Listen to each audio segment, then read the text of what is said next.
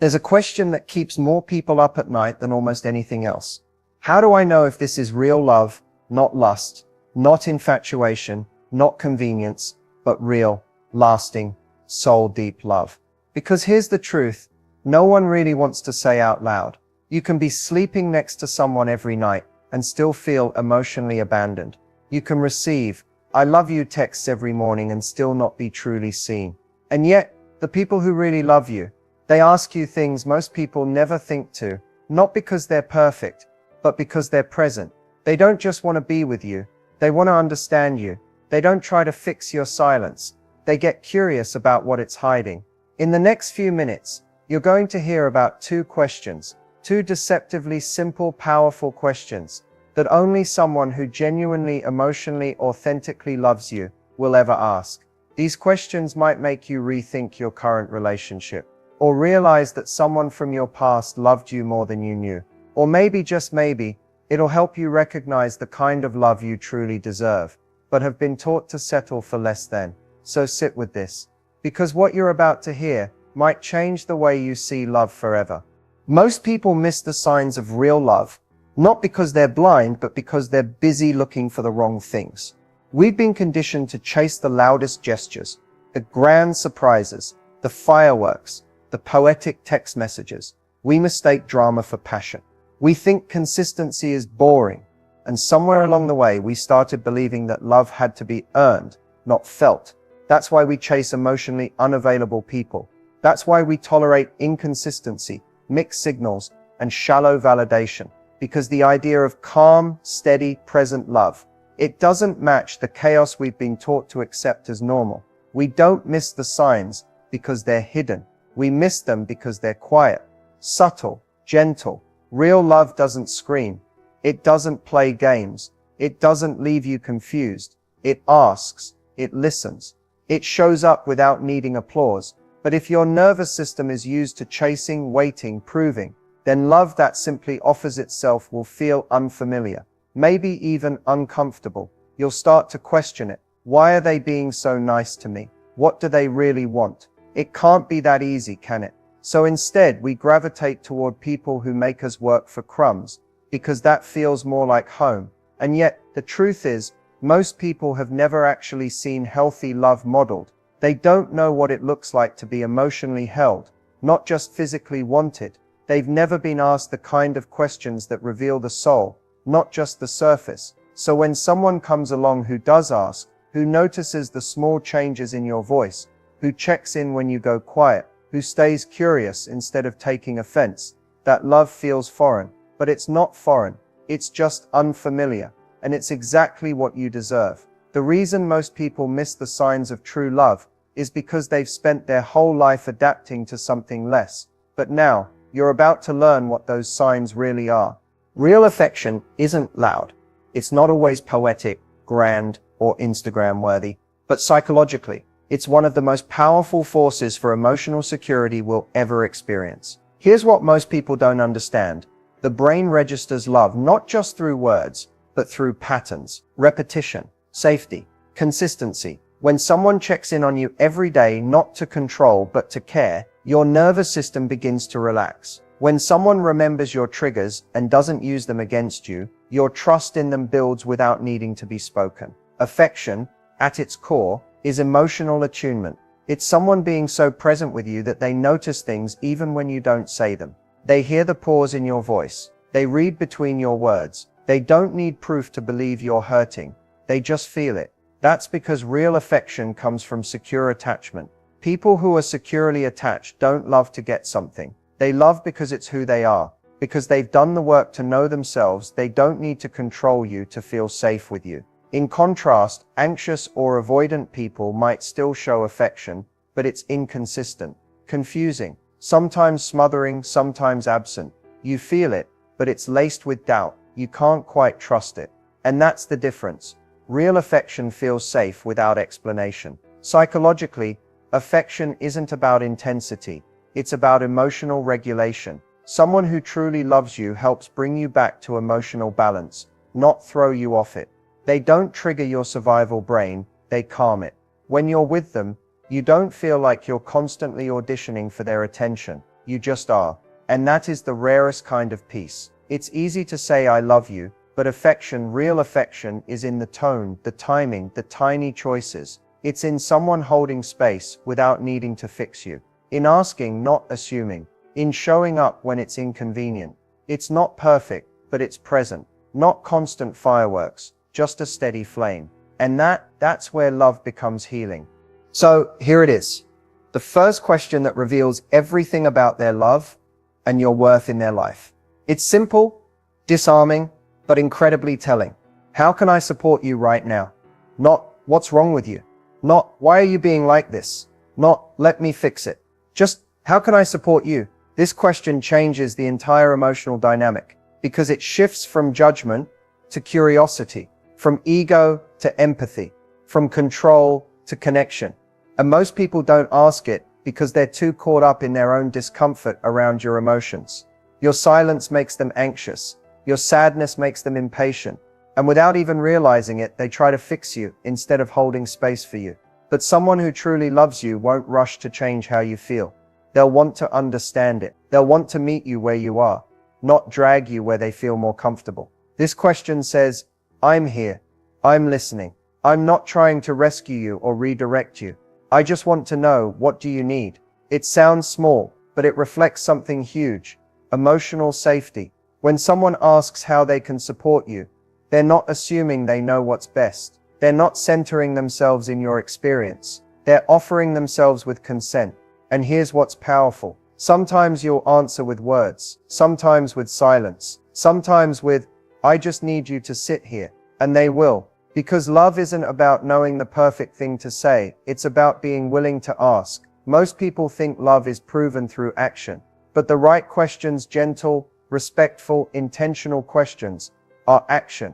They show presence. They show maturity. They show care. So if someone asks you this question when you're struggling, tired, distant, or vulnerable, pause. Because you're not just being loved, you're being understood.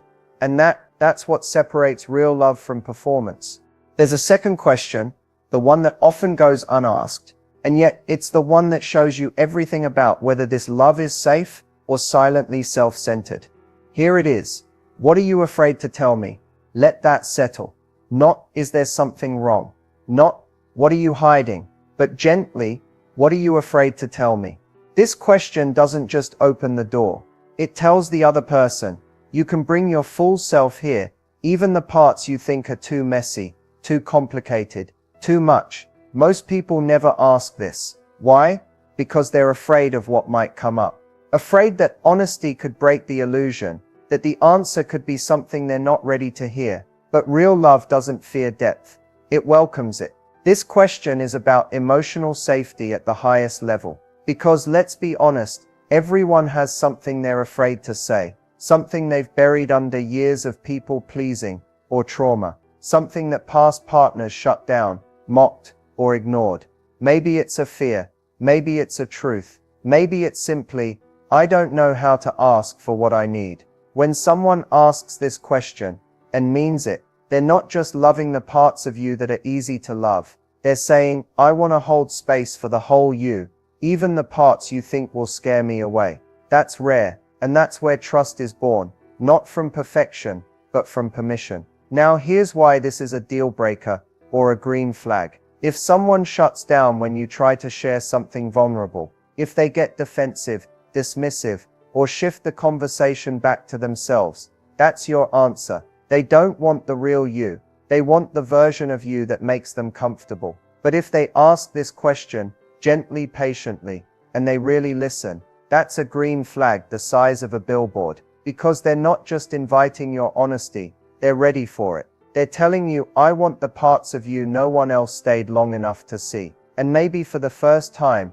you realize this is what love was supposed to feel like all along. The second question isn't easy to ask. It's not light, it's not casual, but it is real. And if someone is brave enough to ask it, and safe enough to hold the answer, you've found something rare. Not perfect love, but present love. Love that stays, listens, and grows. Most people say they want real love. But what they're used to is conditional love. Love that only lasts as long as you meet someone's expectations. Love that disappears the moment you stop performing. Conditional love sounds like, I love you when you're happy. I love you when you're easy to deal with. Love you when you give me what I want. It feels good at first, because conditional love often shows up as passion, intensity, attention. It flatters you. It pulls you in quickly. But it also teaches you something dangerous. That you have to earn love. That your sadness is a burden. That your needs are too much. That one wrong move could mean emotional punishment, distance, or abandonment. It teaches you to hide, to shrink, to perform. And slowly, you start losing yourself just to keep the connection alive. But real love, authentic, unconditional love, feels different. Real love doesn't disappear when you're messy. It doesn't flinch when you're quiet, confused, or overwhelmed. It doesn't require you to shrink into someone smaller just to stay worthy. Real love is presence without pressure. It says, you don't have to earn my care. You don't have to hide your hard days. I don't love you because you're perfect. I love you because you're real. And here's what makes it so powerful. Real love holds space, but it also holds you accountable in the most respectful way. It doesn't excuse harmful behavior, but it also doesn't withdraw affection as punishment. Instead of weaponizing silence, it communicates. Instead of guilt-tripping, it asks questions. Instead of abandoning, it stays in the room. Conditional love keeps score. Real love builds safety. Conditional love says, you hurt me so I'll hurt you back. Real love says, you hurt me but I want to understand why, and grow through it together. And here's the truth, most people avoid. Many of us have never experienced real love, because we've only ever been taught conditional patterns. That's not your fault, but it is your responsibility to break that cycle. Because once you taste real love, you stop craving emotional scraps. You stop begging for breadcrumbs. You stop being afraid that one bad day will make you unlovable. And that's when everything shifts. Because you're no longer trying to be enough for someone. You're just showing up as yourself. And finally, that's enough. So how do you really know if someone truly loves you? Not just says it, not just posts about it, but shows it through who they are when no one is watching. Here's the truth.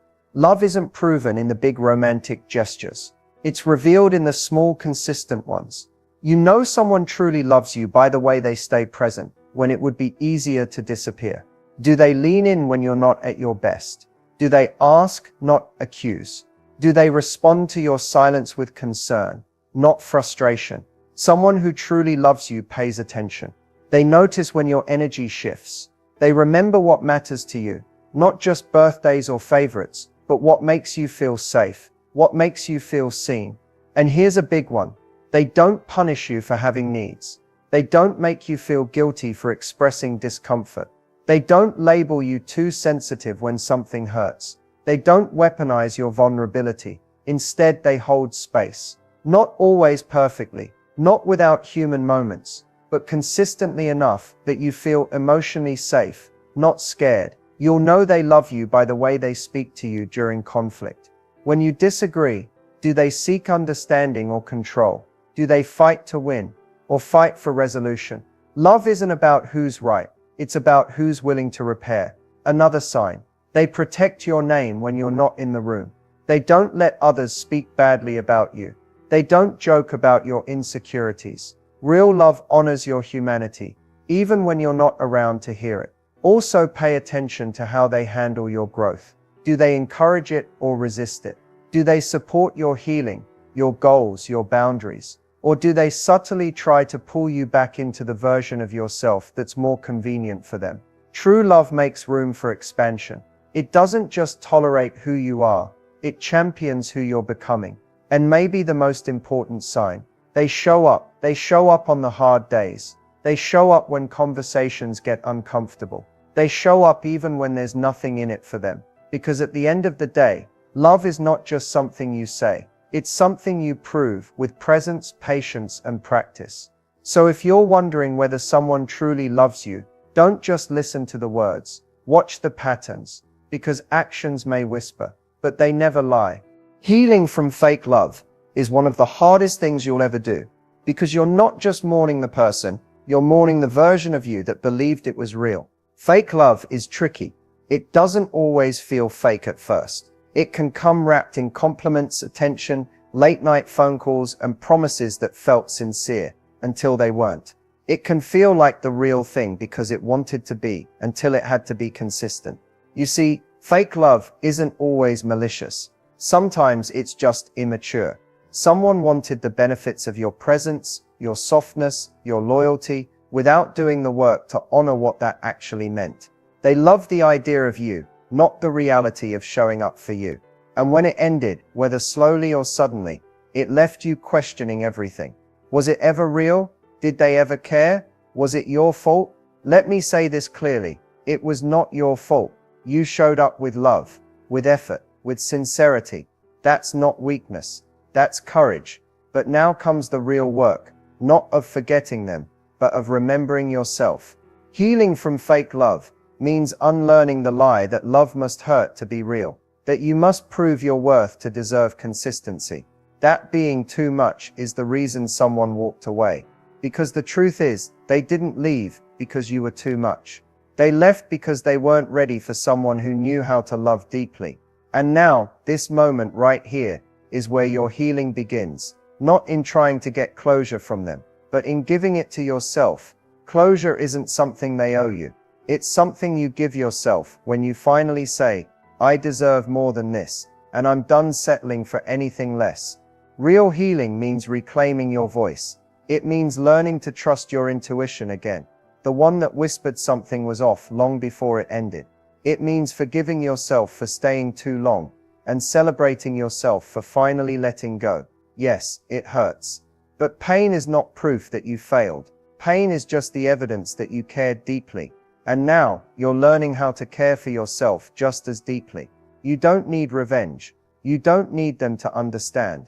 You need peace. And that peace begins the moment you stop reopening the door to people who only ever came to teach you what you no longer want. Fake love brought you lessons, but real love, starting with self-love, is what brings you home. If you've ever wondered how to attract real, respectful love, love that feels safe, consistent, and mutual, here's the truth. You don't chase it. You become the kind of person who invites it in by how you love yourself first. Real love begins with self-respect, not arrogance, not walls, but a quiet, unwavering understanding of your own worth. Because the way people love you often mirrors the way you show them to. If you overextend, tolerate disrespect, accept crumbs just to feel chosen, you're teaching others that your love comes at the cost of yourself. To attract real love, you have to raise your standard for what love looks like and feels like. Not in theory, in practice. Ask yourself, do I keep space in my life for people who show up consistently? Do I set boundaries and follow through on them? Do I speak kindly to myself even when I'm alone? Because love isn't just what you attract, it's what you allow and what you choose to keep. Real, respectful love is drawn to wholeness, not perfection, but honesty, not performance, but presence. When you stop trying to prove your worth, you naturally stop tolerating the kind of love that demands a performance. You stop chasing emotionally unavailable people. You stop romanticizing pain, and you start recognizing emotional availability as attractive, not boring. You attract respect by respecting your time, energy, and emotions. You attract care by being clear about your needs without shame. You attract emotional maturity by practicing it, by apologizing when you're wrong, by listening more than you react, by refusing to play games. And here's the beautiful part. When you live from a place of self-worth, you won't need to decode mixed signals. You'll simply walk away from them. You won't have to wonder if they like you. You'll be paying attention to whether you feel safe, seen, and supported around them. Because the more you heal, the less interested you'll be in anything that doesn't align with peace. So if you want to attract real love, start by becoming a safe space for yourself. Honor your boundaries, speak your truth, let go of the relationships that feel like confusion, not connection. The right person won't be scared off by your clarity. They'll be drawn to it, because real love doesn't need convincing. It recognizes you and chooses you just as you are. As we come to the close of this journey, here's the most important thing I want you to remember. Love, real, meaningful love, is not just something you find, it's something you create. Starting with how you show up for yourself. You've learned about the questions that reveal true love. You've uncovered the difference between real and conditional affection. You've faced the hard truth about healing from fake love and how to protect your heart moving forward. Now it's time to take that knowledge and put it into action. Your next step is not about rushing into a new relationship. It's about cultivating the foundation inside of you. The foundation of self-love, self-awareness, and emotional clarity. Because without that, every relationship risks repeating old patterns. Ask yourself, who am I when I'm alone? How do I treat myself when no one else is watching? Am I willing to honor my boundaries, even when it's uncomfortable? Am I ready to receive love, not just want it? These aren't easy questions, but they are the questions that lead to freedom. Remember, real love doesn't require you to change who you are. It invites you to be fully yourself, flaws and all. It meets you with patience, kindness, and respect, not conditions or expectations. So as you move forward, don't settle for anything less than the love that asks you, how can I support you right now? And isn't afraid to ask, what are you afraid to tell me? Love that stays when the surface fades, and real growth begins. Your healing journey is ongoing. It's okay to take your time. It's okay to stumble, to set boundaries, to walk away when something doesn't serve your peace. Because each step you take toward honoring yourself is a step closer to the love you deserve. So here's your invitation. Look inward, be honest, celebrate your progress, and open your heart to the possibility that the love you've been searching for might already be waiting in the parts of yourself you're just beginning to know. If you take one thing from this video, let it be this. You are worthy of love that asks questions, holds space, and chooses you every single day. No conditions, no doubts, just love. Thank you for being here, for showing up, and for choosing to learn about what love really means. Your journey is yours alone, but it's also a shared human story. And with every step you take toward real love, you're lighting the way for others to do the same. So take a deep breath, trust your heart, and take your next step. Because real love is waiting for you.